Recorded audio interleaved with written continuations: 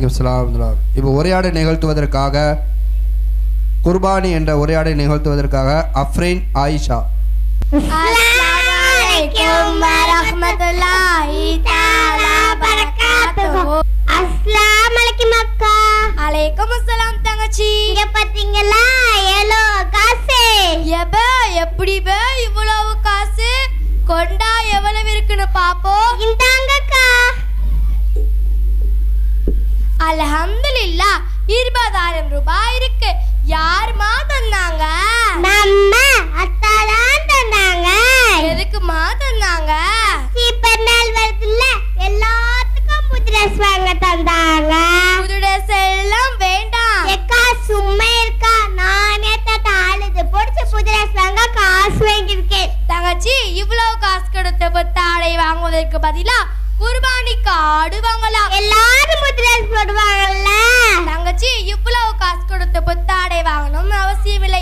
அந்த அளவுக்கு நபி ஸல்லல்லாஹு அலைஹி வஸல்லம் அவர்கள் வலியுறுத்தவில்லை. இருப்பதில் நல்லது அணிந்து கொள்ளலாம் தங்கச்சி. மற்றவர்களுக்கு தான் அணிவாங்கலாம், அப்ப நம்ம மட்டும் எப்படி? அரபு நாட்டை ஆட்சி செய்த கலீஃபா உமர் இப்னு அப்துல் அஜீஸ் அவர்களுக்கு பெருநாள் துணிமணி வாங்குவதற்கு வசதியில்லை. எவ்வளவு எளிமையாக வாழ்ந்திருப்பார்கள். நாம ஒன்னும் கிழிந்த ஆடையை உடுத்த போவதில்லையே. பெருநாளைக்கு எடுத்த புது ட்ரெஸ் தான் உடுத்த போறோம். அது புதுசா தானே இருக்கு. எல்லாரும் என்ன சொல்றாங்க? நாம் மற்றவர்களுக்காக வாழவில்லை, நாம் அல்லாஹ்வுக்காகவே வாழ்கிறோம். அதை உடுத்தினாலும் அல்லாஹ் பொருந்திக் கொள்வான். பெருநாள் தொழுகை தொழ முடியும். ஆனால் பெருநாள் என்று நம் ரப்புக்கு பிடித்த குர்பானியை வசதி இருந்தும் எப்படி விட்டு இருப்பது? ஆமாக்கா, நேற்றுக்கு ஆஜிரத் பயான சொன்னாங்க. ஆட்ல இருக்க ஒவ்வொரு முடிக்கும் ஒவ்வொரு நாளைக்கே கிடைக்கி சொன்னாங்க.